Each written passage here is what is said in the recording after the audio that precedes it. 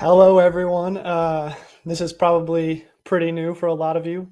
Good evening. I'm Keegan Jensen, and I'm joined here with Corey Bratta, who you guys are more familiar with than me. But you'll be seeing my face a lot from now on, covering these wrestling post-duel shows and other videos with Corey. And Iowa defeated Bellarmine tonight, 40-0, and they looked pretty solid. It was a great kickoff to the year, and I look forward to seeing what they're going to do throughout the rest of this year. So we're just going to kind of talk about the matches, how it went, go over our big play of the day, wrestler of the day, and all other kinds of stuff. So, yeah, welcome on in. I'll just interject for a second, Keegan. For people who aren't familiar, and Keegan doing a nice job kicking off our show, but I am just like that. You ever been to a really nice restaurant and you have that new server that's being shadowed by the more experienced server? That's all I am. So folks, if you ask me a question about tonight's duel, don't expect me to give you much of an answer.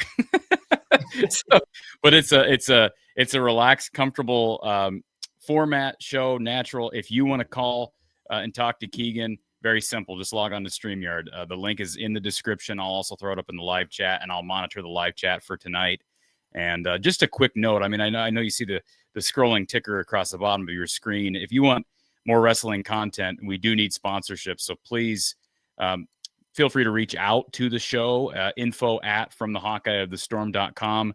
Wrestling has been something that a lot of people have been pining for, and I understand there aren't as many, well, I shouldn't say I don't think there are any shows like what we do for football and men's basketball, women's basketball. I know maybe there's attempts to emulate what we do. I'd like to think we were kind of progressive with this format of a show, a live call-in show 4 or 5 years ago when we launched. Same goes for wrestling. So I know people want it. It's something that's needed. But please, if you have a small business or you know of a small business or a big business that would be interested in supporting this coverage and getting your brand out there, please reach out. info@fromthehawkeyeofthestorm. I'd say the future of shows like this depend on it. We appreciate the sponsors who are with us. But Keegan, glad you were able to be a part of this. It's going to be fun to listen into your expertise throughout the season ahead. Yeah, absolutely. I look forward to it. I was really excited for tonight. It was awesome to watch the Hawks get back in action. So, I mean, starting from the top, they started at 197 pounds tonight. The highly anticipated debut of Masoma and Dean, the 3-time Division III national champ out of Wartburg.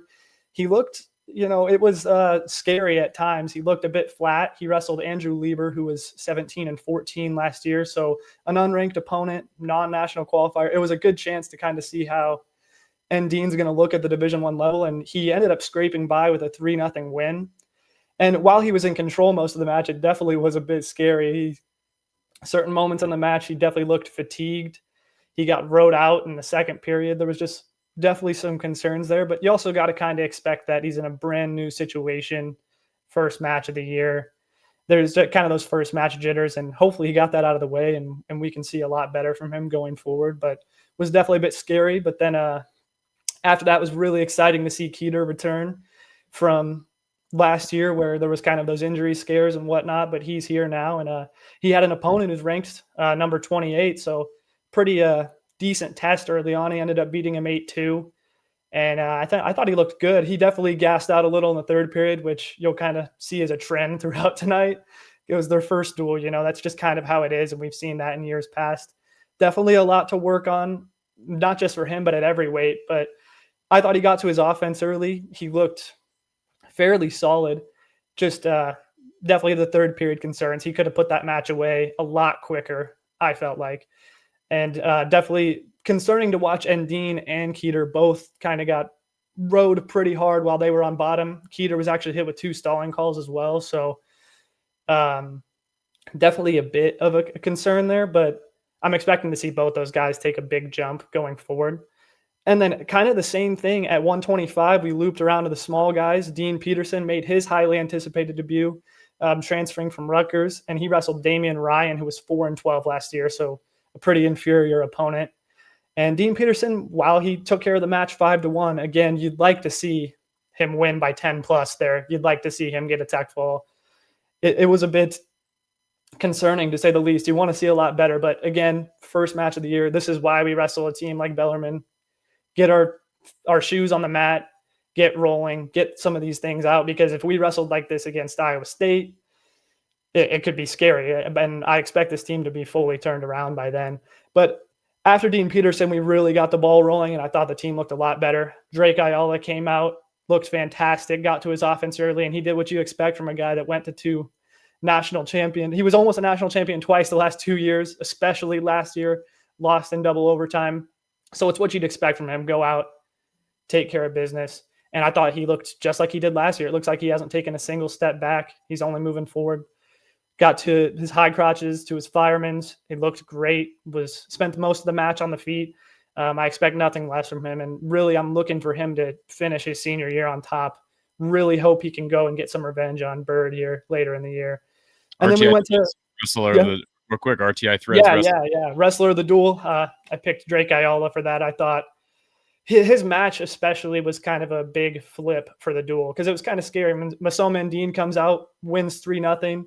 Keeter only wins by 6. Peterson only wins by 4. And then you're like, all right, we haven't got any bonus points yet.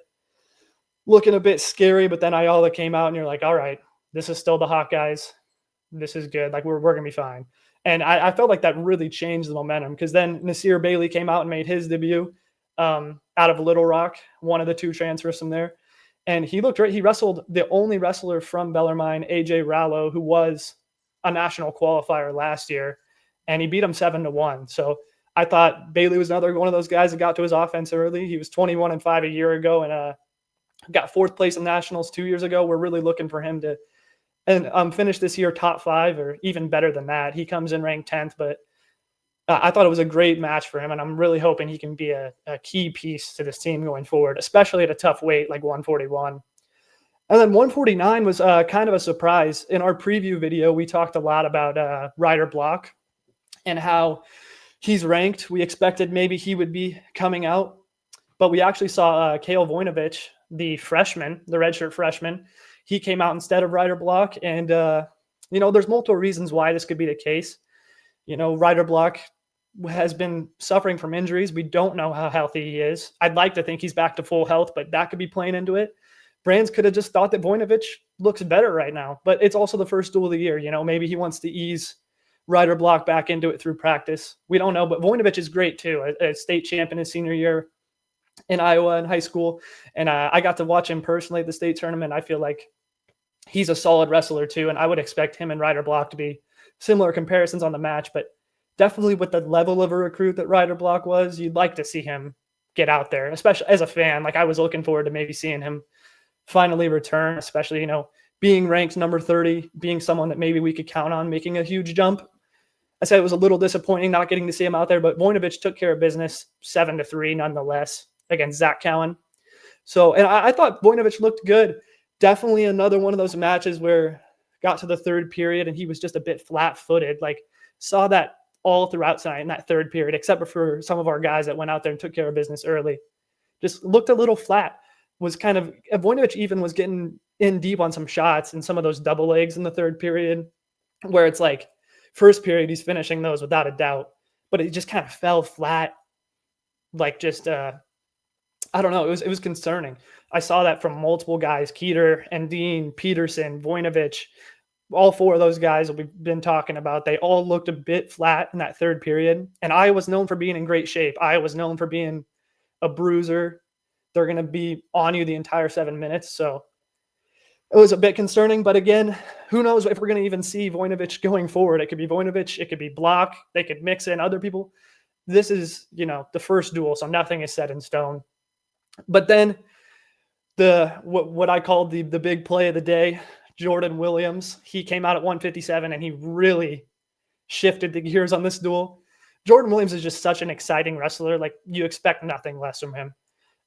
Just watching him last year a ton when he wrestled for Little Rock, he really is such an exciting guy to watch. So came out there, big throw right away, put pressure on his back, if I believe that's how you pronounce it, tilted him, ended up putting him in a cradle and pinning him. And it got the crowd so hyped up and was definitely just a big motivator for the whole team. And really, it was awesome to see that, especially with some of the troubles that Jordan Williams had over the offseason. So many question marks surrounding him. Just awesome to finally see him in the black and gold and go out there and just look like an Iowa wrestler, really. I would say we've talked about this. If I could just interject here. Yeah, go ahead. And I appreciate that opportunity, because Jordan Williams is someone we did talk about a lot in the offseason. So even though I'm not a wrestling guy and I'm more so here tonight for production purposes, I am curious on the storyline, because there was I don't want to say backlash, but there's certainly some question marks as to, why he wasn't suspended. This is not a duel I think a lot of people anticipated he would be available for. I think most people would have expected at a minimum he gets suspended for duel one. Kind of like Tavion Banks for the men's team that didn't get suspended for the game against Robert Morris. So, and I know you listened into Tom Brands' preseason press conference, but based on what you're telling me, and obviously the performance, he gets Big Grove's Big Play of the Day award tonight, doesn't sound, it appears through his play that he has put everything behind him, which is what you. Yeah, and you can only hope that that's the case. But obviously, it's a long season, and we just really have to cross our fingers that we're not going to be seeing another headline about him before March comes around, because this team really needs him. He's a huge piece to this team. And it was listed tonight. They said in the lineups, on the lineup sheet, it said it was going to be Jordan Williams or the older brother of Kale Voinovich, who we just talked about. Kale Voinovich. It was going to be the older brother of him, Victor Voinovich, who's a senior. It said Jordan Williams or Victor Voinovich, so it wasn't confirmed Jordan Williams was going to come out tonight. Who knows exactly why that was? They listed a bunch of people on the lineup sheet, but we did get to see him, which was exciting. And I just really hope we don't have any incidents like he had at Oklahoma State. We don't have any incidents like he had before the season. If he can just put it behind him, just looking at him on the mat, he's a great wrestler, and he's so exciting to watch. You just really have to hope there will be no discipline issues and that Brands has that under control. Because Brands stepped up and said that he's a good kid, and that a lot of the media has portrayed him to be the way that he's not. And just hopefully we can buy that, and that he can just be on the mat the whole year. That's all these guys. We just want them to be on the mat. When we talk about discipline issues, and by the way, Fred, I'm not a wrestling guy. He is the wrestling guy. So just to clarify that, I am here for production and production only. But I will say this, you talk about discipline. We're not concerned at this point for Jordan Williams somehow still getting disciplined and not being available for certain games. But I think the concern has to be just like you said, his availability and not getting into further trouble. And Tom Brands put himself out there in endorsing Jordan Williams' character. And maybe Tom Brands, I'm sure he's saying that, he doesn't have tongue in cheek or anything like that. He's being honest when he says that. But this is a young man who had issues even when he was at Oklahoma State. So it's not like this is a one-off. I would think that if he has any other issues, you hope he doesn't during the course of the season, he's done. I would think there's going to be a no tolerance policy behind closed doors if the staff knows what's good for it, right? Mm-hmm. You know what I'm saying? Yeah, no, absolutely. And I think Williams has received blessing after blessing to be in this position with a top 3 team starting for them, having a chance to keep wrestling. I mean, he has made some mistakes, and you'd have to think, if he makes another one of those mistakes Yeah, I feel like they would pull the plug, but we just really got to hope that won't be the case. Um, Calvin Fisher saying those are concerning. I would assume that is in reference to what I was talking about earlier, the first few matches and some other matches where guys looked a bit flat-footed, and it is concerning. I feel like, I think what Aaron said it too. He said the past 4 years opening matches, almost everyone is gassed in third period. Why is that? It's a great question to ask. I don't know why, but I know it can be hard to prepare a team to get ready to go for the first duel, which is what, like I said, is nice that we wrestle a team like Bellarmine and we don't wrestle a top 25 team because they tend to look a lot better by the time the third, fourth duel rolls around. But you got to wonder, why is that the case? Why does this keep happening? And some guys look good. Some guys look really flat-footed. You want to hope that it's going to get better in coming years, and I'm sure it's going to get better in the next few duels. But I would like to see this team look a lot more prepared going into the first duel, especially when the biggest thing he talked about in his press conference, and the biggest thing that a lot of the wrestlers reiterated was, "We're prepared. We're ready to go. We're ready to win." It's just how focused they were. They always talk about how focused they were, and for some guys, we saw that tonight. For other guys, I'd say it was concerning. But moving back into the matches after Jordan Williams, we got to see Michael Caliendo, and again, was exciting to get to see a former national runner-up come back out and wrestle, and he's got big ambitions this year. And again, Michael Caliendo is one of the unique matches tonight where he looked better as the match progressed. He came out in the first period and he actually got taken down, which was Bellarmine's. I think it was Bellarmine's only takedown of the night. So I was like, oh my goodness, Michael Caliendo just got taken down by Noah Hall, who he wrestled, a redshirt freshman for Bellarmine. So I was like, oh God, like, you better wake up right now because I'm not about to watch this. But Caliendo came back, got the tech fall 22-6. He looked great the rest of the match. He did what he was supposed to. But again, just concerning things.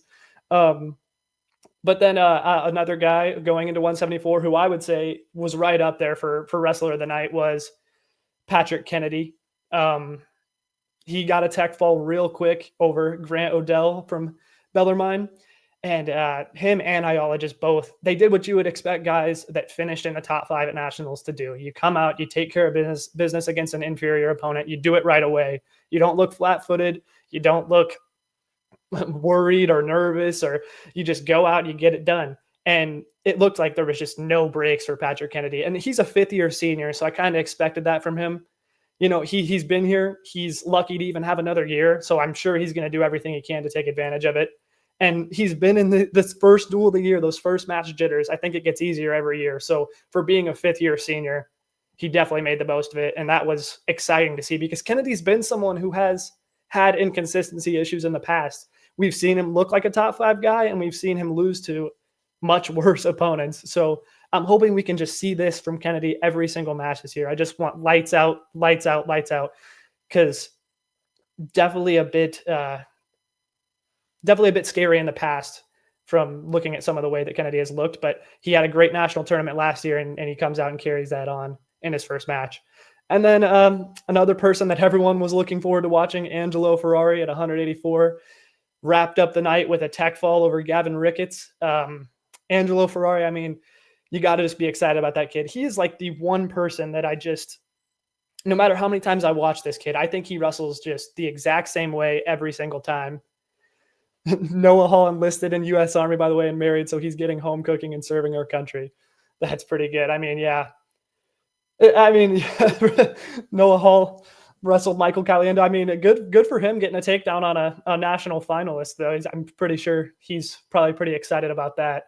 But what I was saying with Angelo Ferrari, he's one of those guys that I feel like he wrestles the same way every time. You don't have to worry about him looking bad one match, looking good the next, looking like he might throw a match that he's highly favored in, and then looking like he might beat a national championship wrestler.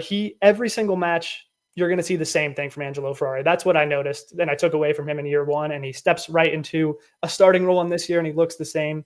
And I'm just so excited for him. No matter who we throw him against the rest of the year, I truly feel like he has a winnable match. And, I don't want to jinx anything, but I think he's got a good a shot as anybody at that weight class of walking away with the title. And you just got to hope he stays healthy, stays par for the course, and just wrestles. And we see what happens when it comes around to March. And yeah, you really hope that from a lot of guys on this team, just looking through the team, Angelo Ferrari, Kennedy, Caliendo, Ayala, all of these guys are up there competing to be in the national finals. And Caliendo's in a unique position because he's got Mitchell Messenbrink at his weight. And Mitchell Messenbrink, as we all know, is a very, very outstanding wrestler, probably up there for the best pound for pound wrestler in the nation right now. And he's beat Caliendo multiple times handily.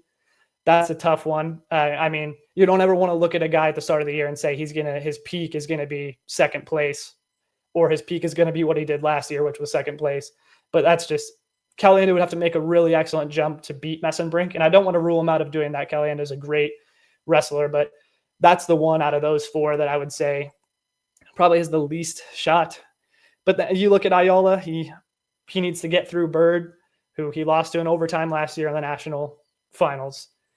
Hopefully he can avenge that one. And then Kennedy is ranked second. I mean, it would be awesome if Kennedy could just see the national finals as someone who got fourth last year as his highest. And then you look at Ferrari, who's got Max McNeely, I think is number one.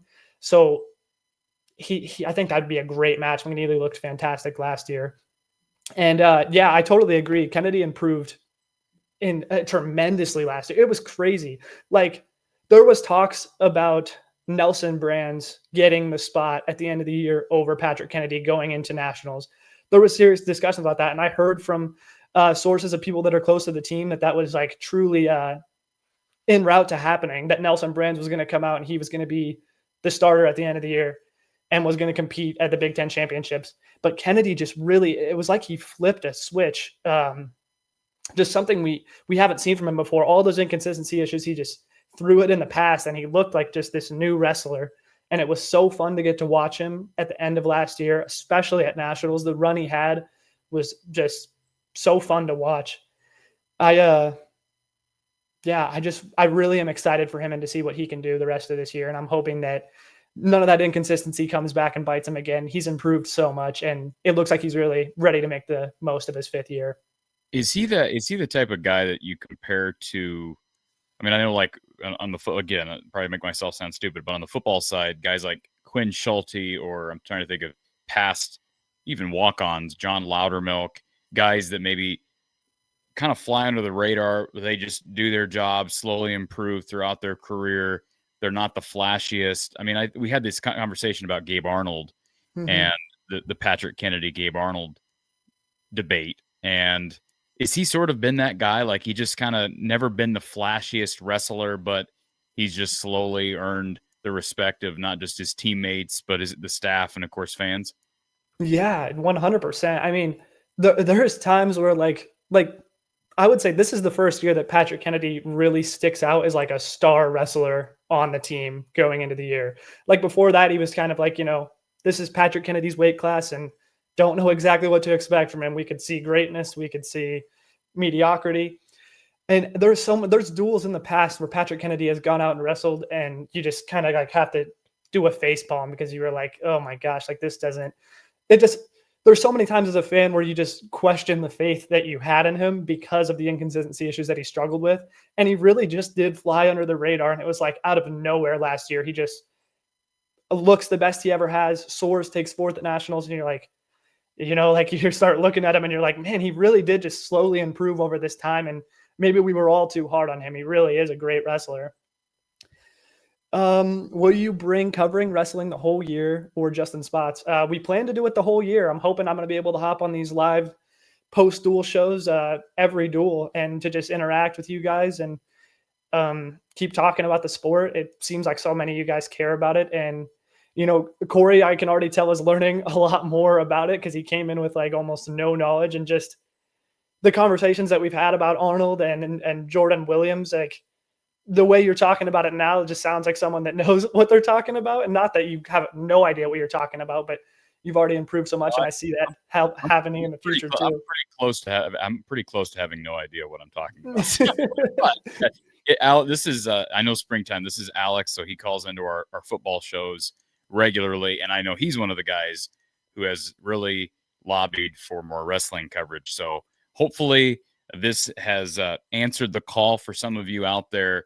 And yes, Keegan is our wrestling guy. So please, the more you support, the more you spread the word. And I mean that seriously. Like, we say that all the time. But for a startup show like this that's what this is. Yes, the platform's developed, but the wrestling aspect of this is a startup show. So please, I mentioned earlier the opportunity to sponsor coverage here from the Hawkeye of the Storm, info at fromthehawkeyeofthestorm.com, but also just spread the word, share it out on social media. If everybody in this stream shared it out, that would be a lot of reach.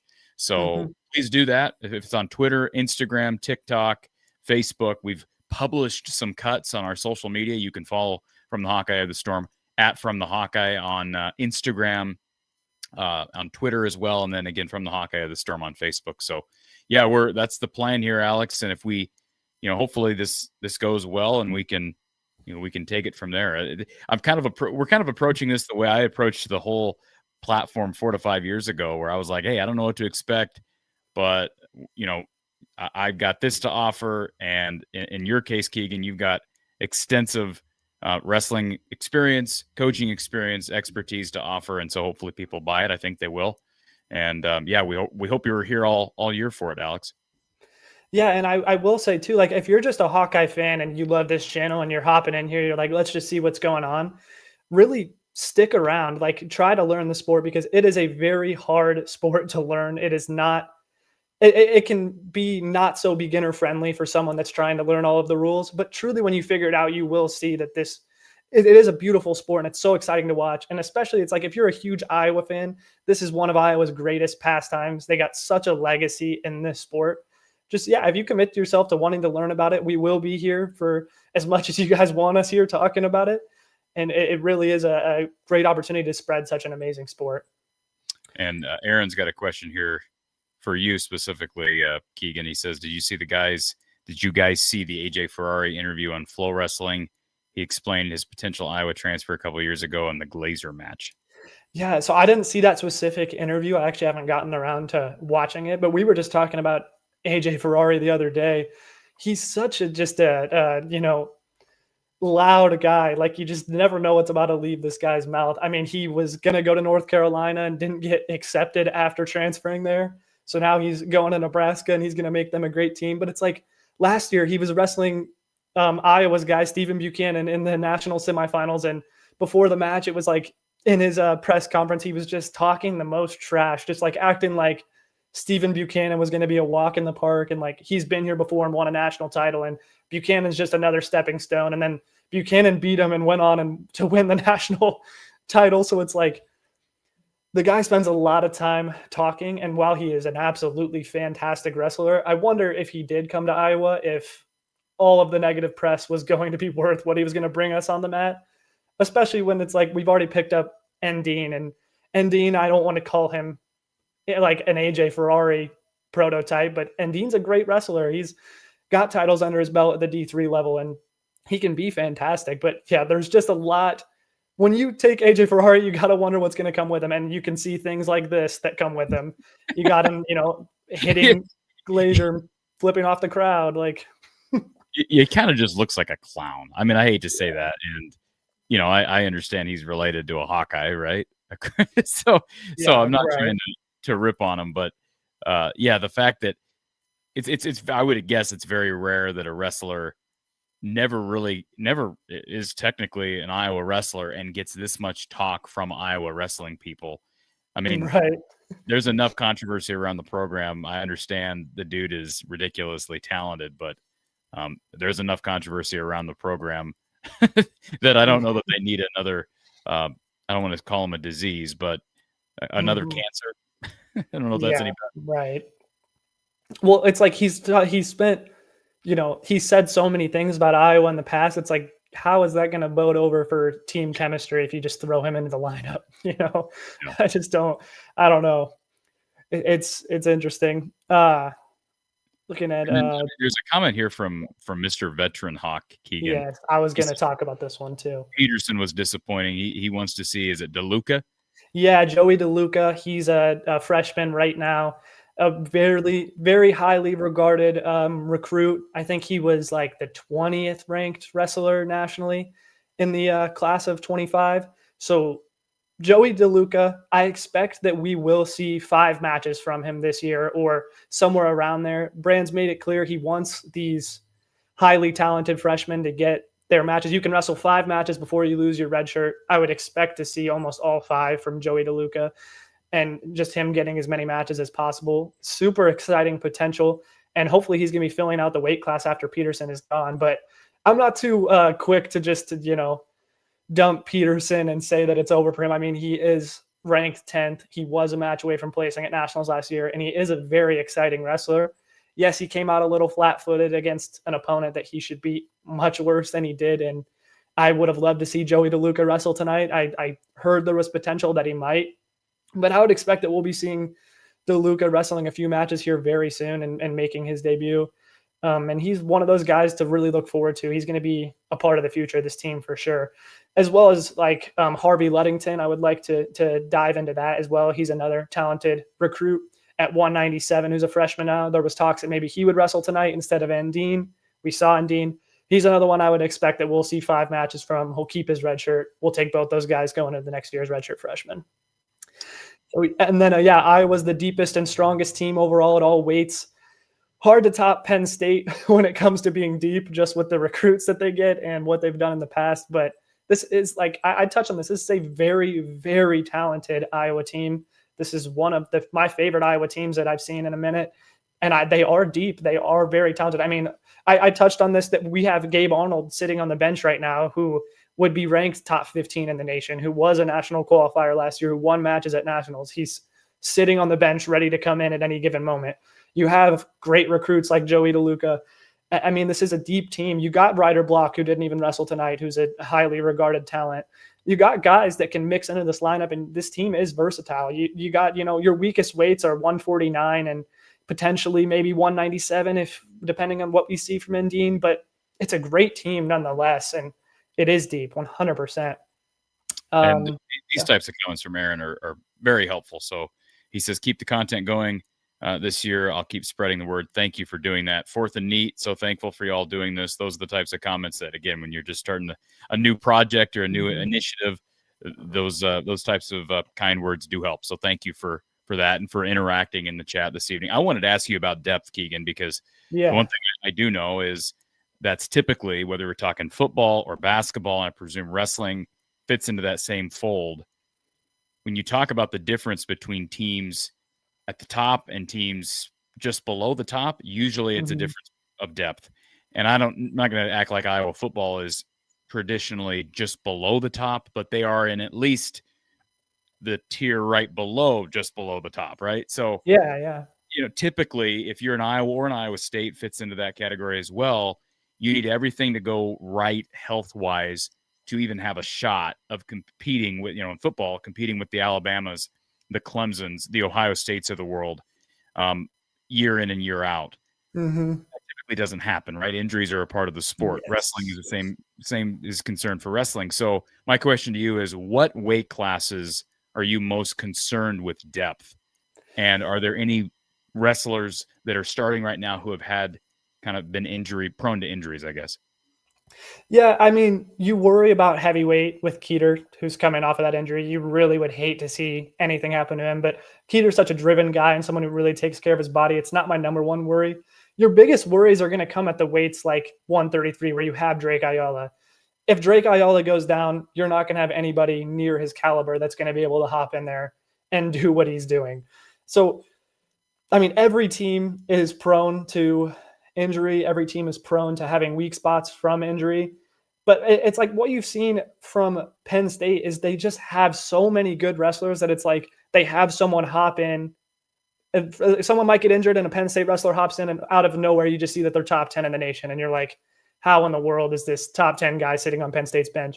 But what it does too, like when you have good wrestlers that are sitting behind great wrestlers, it develops them. That's why Penn State develops so many national champions, is because they have national champions as starters, and these younger guys learn from that, so that by the time they get in the lineup, they do great themselves. And you you really hope that maybe this could be a year for Gabe Arnold where he progresses a lot, sitting behind Kennedy and sitting behind Ferrari, and he gets better from wrestling them every day in practice. You want our guys that are on the bench to be ready to hop in at any given moment. But I would say, yeah, the biggest concerns for Iowa this year, I would say, is their depth at certain weights like 133 and at heavyweight, and even some of those middleweights, like where if you lost a guy, it's a bit scary. What happens if Keeter goes down?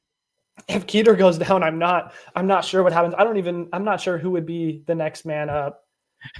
I was looking through the roster, and I mean, I'm just looking at names. Ty Miller. Again, I'm not going to act like I know who these guys are. Brody Sampson, Easter Fleshman.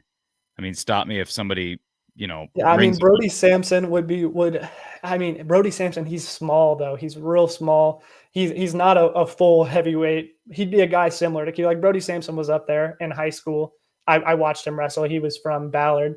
He's a great wrestler. I'm not sure if he would hop in, but all those names are going to be pretty similar. I'm sure there would be some type of wrestle off where they'd have to decide what would happen. Well, no, excuse me. I was looking at the wrong name here. I mentioned Harvey Luddington. Do you know anything about the freshman from New Jersey? Yeah, he's a 197, so there'd be no chance of him being heavyweight.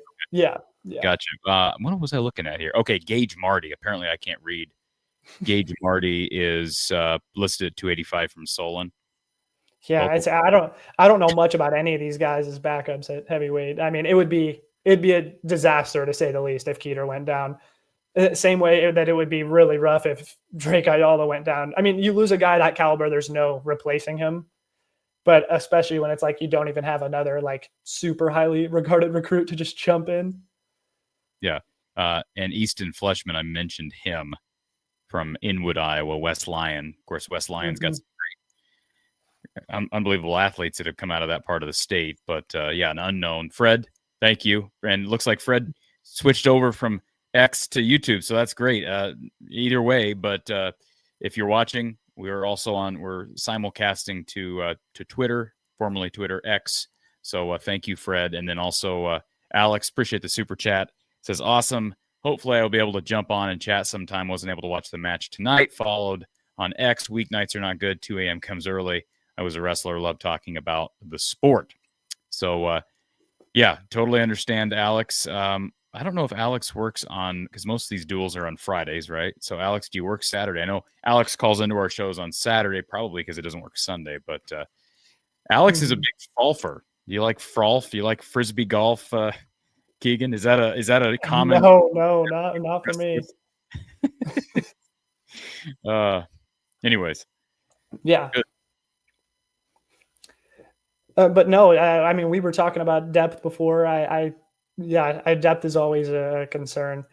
And depth has been like really more than Iowa. Iowa State has had such an issue with depth. Like they have just struggled. Like they've had just so many injuries with Younger Bastida and Anthony Echemendia.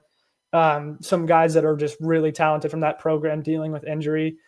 And, while Iowa State has good backups, that's another team where it's like every year Iowa State could compete with Iowa in theory, but it's like by the time it rolls around, it always seems a guy or two is out on their team, and Iowa just has better depth. So I'm really excited to watch that duel if both teams are at perfect health this year, because I really think it will just be a shootout, like such a fun wrestling duel. I mean, it has been the last few years, so I really look forward to it. There's so many just key matches there. And I'm glad that we wrestled Bellarmine. I know I've mentioned this multiple times, but I'm glad we're going to get a bunch of duels under our belt, especially going to national duels before wrestling Iowa State, so that we can be at our absolute best, because that's not a duel you could just jump into first duel of the year. Yeah. But yeah. Is there any history with Bellarmine wrestling that you know of? No, I know they became a D1 program in 2020, I think. Okay. But not much history at all. I know, like I mentioned earlier, they had one national qualifier last year in AJ Rallo. So they're not a very highly regarded program or anything. But, I mean, kudos to them for stepping out against Iowa, because that is not easy to do at all. And I would like to say, I mean, people really underestimate the jump that Division I wrestling is. Because, like, you look at Masoma and Dean having one collegiate loss in D3 and being a 3-time national champ. And he wrestles some random wrestler from Bellarmine and beats him 3-0. Like, this is Division I wrestling. These guys are very talented.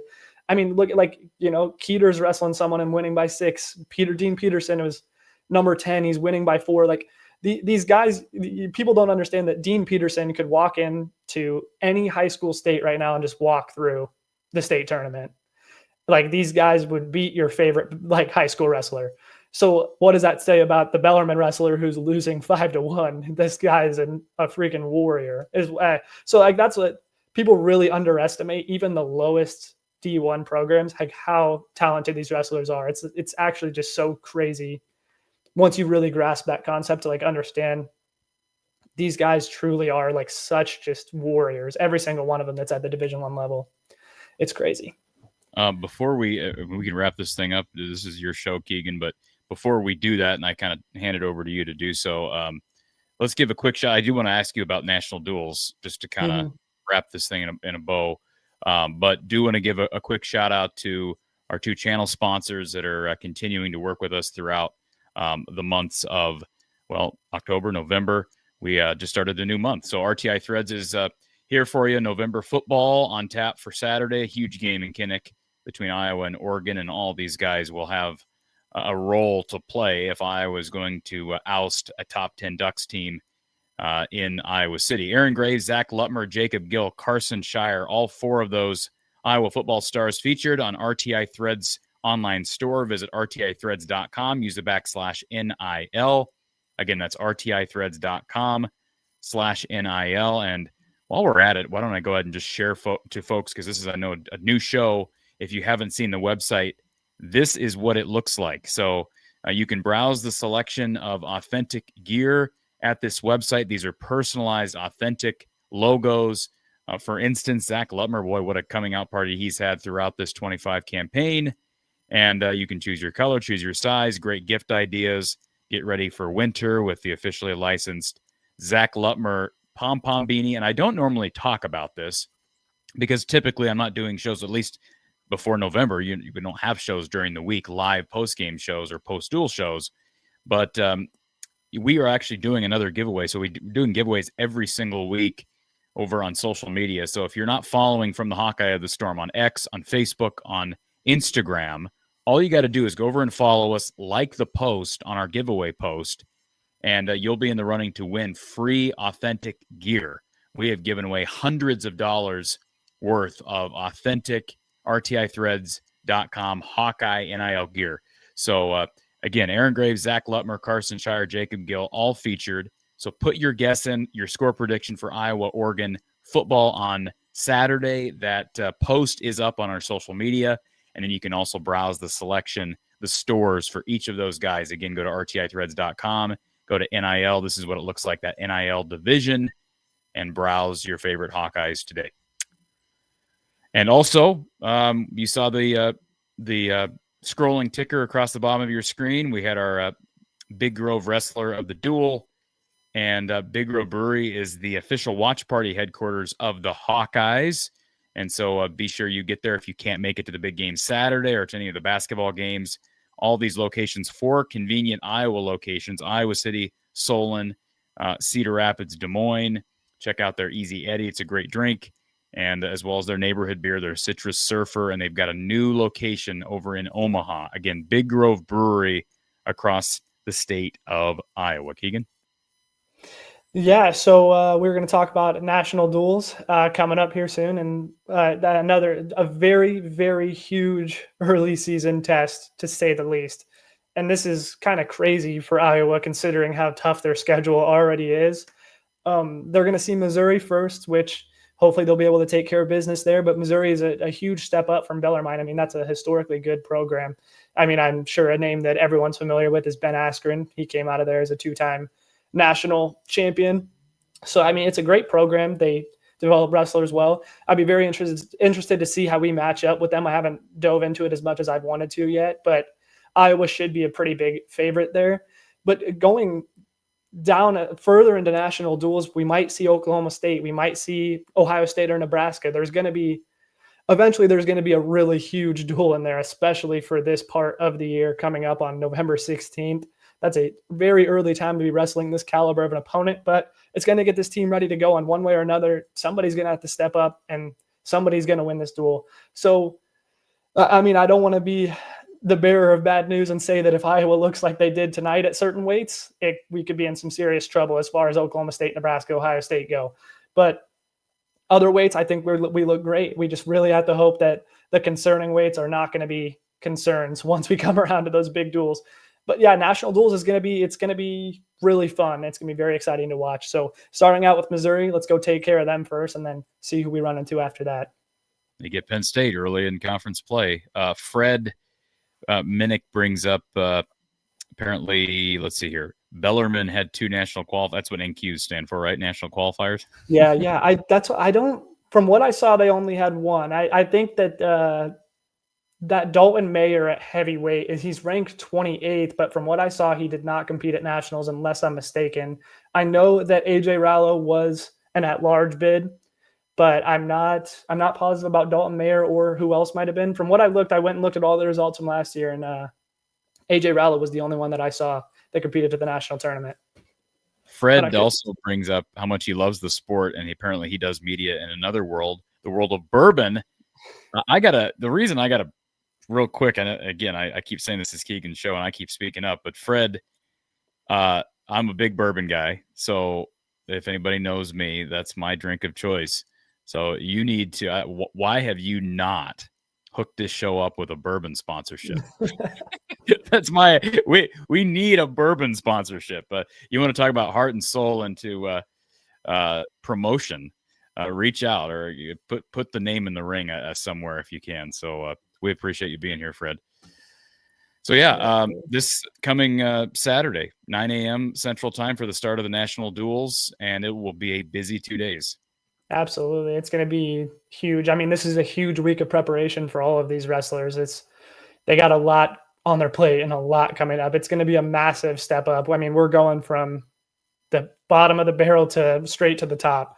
So, I mean, I'm excited. I think everybody should be, and we're going to have a lot more to talk about once that is over.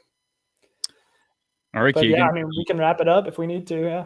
Yeah, we'll wrap this thing up. For folks that don't know, I'll be live with folks tomorrow. Everybody, men's basketball postgame with Gary Close. Coach Close is back with us for men's postgame following Iowa's battle against Western Illinois, I believe. So the Ben McCollum era, already one game underway, and we'll have live postgame following Iowa, the Hawkeyes and the Leathernecks on Friday night.